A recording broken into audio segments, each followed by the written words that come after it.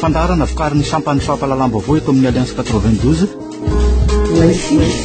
Renesinao isaky ny alatsinainy, alarobia ary ny zoma amin'ny valo latsaka fefany alina. Famerenana ny talata sy ny lakamisy ary ny sabotsy amin'ny valo sasany maraina. Vahiny ny fandarana ho aizitsika amin'ny tean'io ity Frank Ramarson talian'ny famoahana ny gazety Courrier de Madagascar.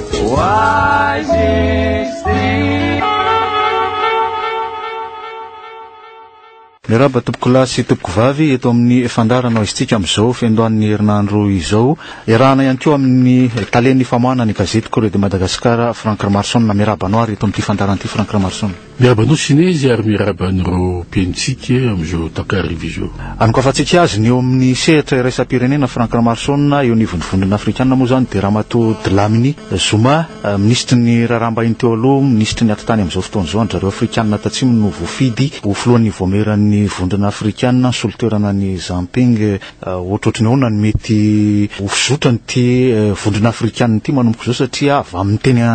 firenena amin'ny teny anglisy afrikanina tatsimo ihany koa avy aty amin'ny sadek zany ny ho filohan'ny voameran'ny vondrona afrikanina raha tany teny frantsay teo aloha inga Zamping Frank Ramarson. Eny fa ny sarotra tokoa ny fandidiana tamin'ilay fifidianana satria Andriamatoa Zamping moa dia saika ny fikitra ihany tamin'ny sezany hoe mbola nanao lobbying ihany mba amerena azy amin'ny toerana. Izy moa dia hainao tsara fa olona Gabonais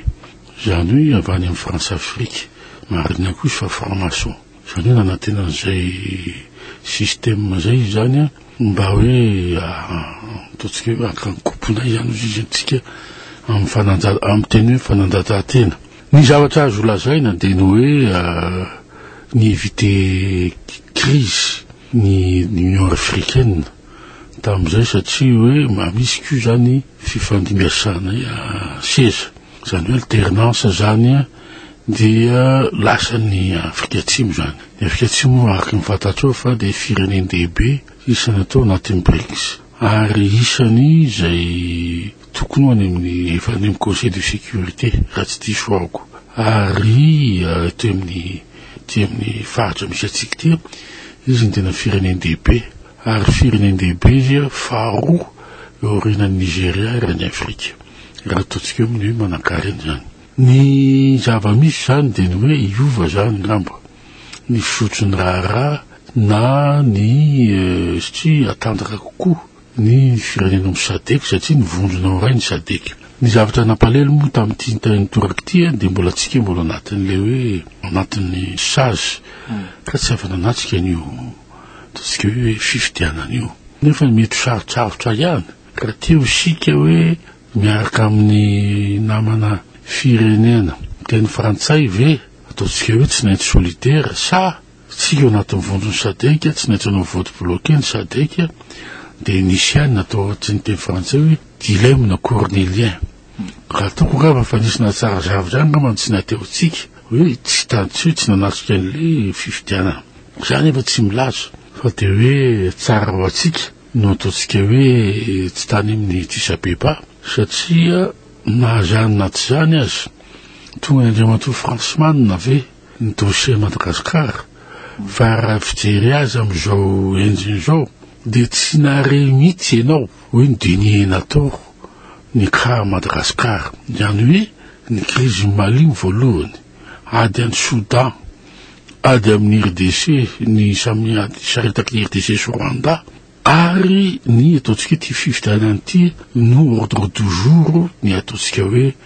ny Union africaine. Tsy lahara-pamena ve zany raha Madagascar Frank Ramarson? Tsy ao anatin'ny ordre du jour akory zany tamoa tsy lahara-pamena fa araky ny retsiso io dia leo misy le fianakaviam-be iraisam-pirenena amin'ity cas Madagascar satria ny mpanao politika malagasy dia tsy mety mifanaraka mpanao politika malagasy dia tsy manana finiavana sy fitiavan-tanindrazana hoe amahan'ny olana eto Madagascar ka dia izy hoe tsy manana fahatokisana tsony zahay amin'izay misy any Madagascar fa leo aloha angamba karakaraina ny fifidiana zay ngamba zavatra ifoahany zareo amin'ity crise ity satria raha mbola andehanao fifanelanelana amin'izao fandehan-javatra zao dia tsy ho possible mihitsy ny hoe azona vokatra tsara de tsara. Zany hoe raha mienga amin'izay lazainao zay Frank Ramarsson mety isy karazana teteza mita vaovao hoe zany iara-dalana amin'le fikarakarana ny fifidianana. Ny zava-misy nge de zao hoe raha ohatra ianao mahay nikaparany ambassadeur frantsay de mitovy amin'izay position rehetrarehetra zay ihany. Ozy izy hoe zaho izy de mitondra ny afatsy la Frantsa fa tsy ny afatry kapariko eto. Inona ny zavatra ny lazainy tao tsy mandeha tsony raha tsy afaka hijanona amin'izao tsony isika ary koa tsy maintsy isy fifidianana ataontsika hoe mari-pototra zay eken'ny rehetrarehetra na ny mpanao politika malagasy ny any ivelany. Dikany de hoe tsy maintsy renforcena ny fahaleovan-tena ny senita. Izy zany mahita fa mbola tsy de aro loatra zany le fahaleovan-tena ny senita amin'izao fotoana izao. De ny fahatelo de milaza izy fa miray feo amin'ny communauté internationale la Frantsa satria ao anatiny de ao anatiny tokoa ary tsy hivoana amin'izay lazainy SADC izy amin'izay fanapa-kevitra zay horaisiny. Farany de milaza izy hoe tsy maintsy miverina anaty Union africaine Madagasikara zay lara ataontsika hoe isany lalana izorina ao anatin'izay fankatoavana raisam-pirenena zay. Ny dikany de hoe tsy maintsy zany mananja ny feuille de route ninona zay lazainy eto. Ya, raha menga amin'izay voalazanao zay Frank Ramarsson karazana nisy fiovana kely ihany ve zany ny politika frantsay raha mitaha amin'ny Châtenay teo aloha sy ty ambassadeur vaovao ty? Nisy fiovana mihitsy satria Andriamatoa Châtenay nge mamela isonany malagasy. Andriamatoa Châtenay nge nanoana fitondrana Andriamatoa Rajoelina ty nge tsy manao azy mihitsy raha mila hoe tsy mandeha tsony raha misy zany dégradation économique,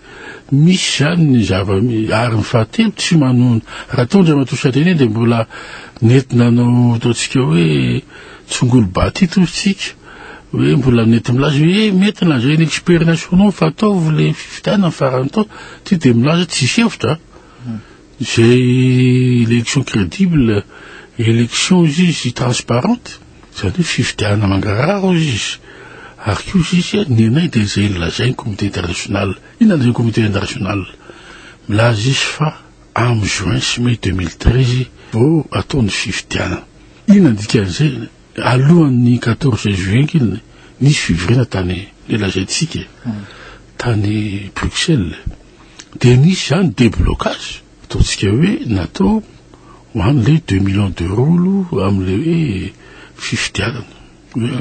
danan'le fifidianana ary koa le 54 millions d'euros. Io zany de milaza ny any Bruxelles hoe nataona ihany le déblocage satria izy nisy signal fort zany hoe nisy zany ataontsika hoe teny zay nomeny premier ministre tany ho atao kambo tany Bruxelles farany tao amin'ny mai 2013 ny fifidianana. Nisy koa zany ny ataontsika hoe conférence de presse zay natreany ny solotenan'ny européenne sy solotenan'ny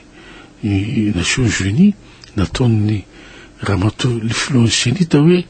de anaraka an'izay ihany zay fa mbola tsy hanome daty. Dikan'izany ozy izy no zay de namoaka hoe nanao déblocage zany zay sy décaissement ozy izy ny 2 millions déblocage ny 54 millions d'euros de dikan'izany zany tsy afaka tsony zany ilaza hoe expert nationaux ilaza hoe zao no izy efa voadinika zany zay ka asa miraha ny verin-dalantsika zany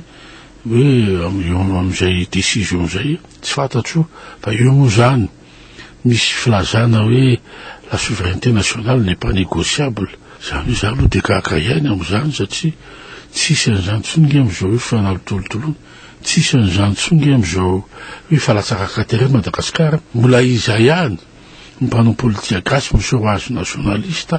amin'izao latsakakaterena ny vahoaka malagasy amin'le hoe mba isiny zany hoe totsika hoe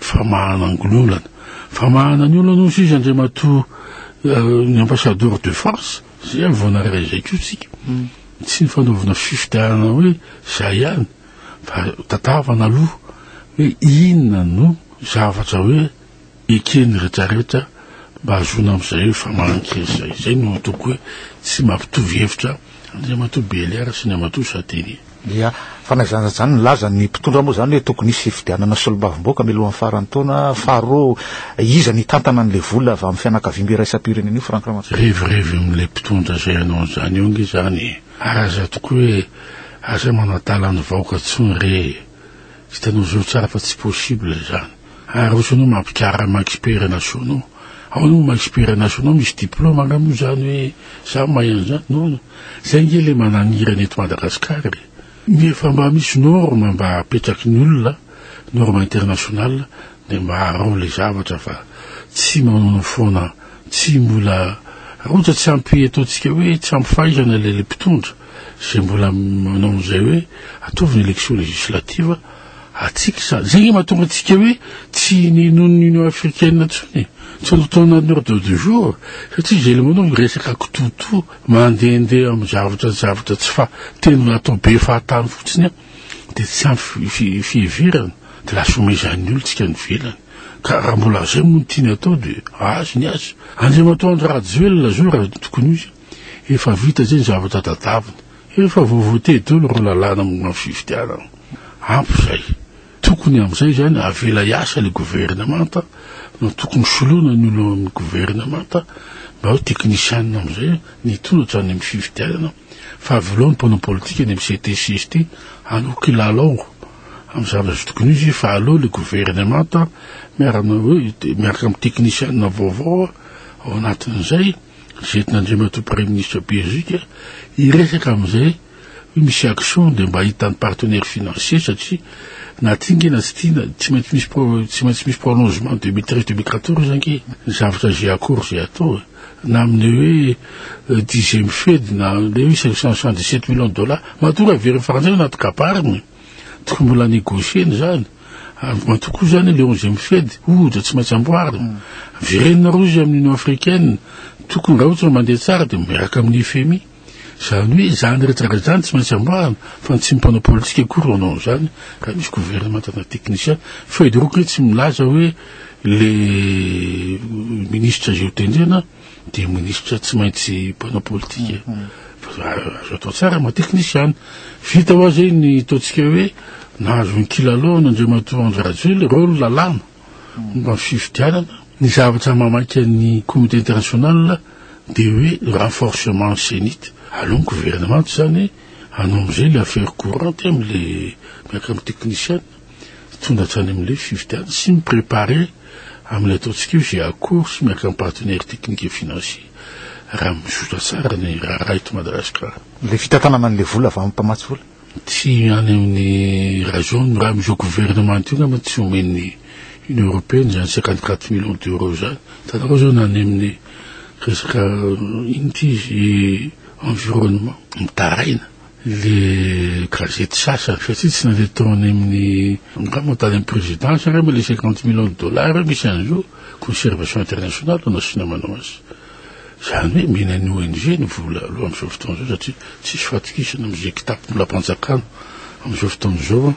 ny mpamatsy vola resam-pirenena fisaonanao Frank Ramantsy teto amin'ny fandaranao isika tamin'izao androany zao misaotra anao sinezy mandrapitafa amin'ny fotoana antsika manaraka indray ary tompoko lasy e tompoko vavy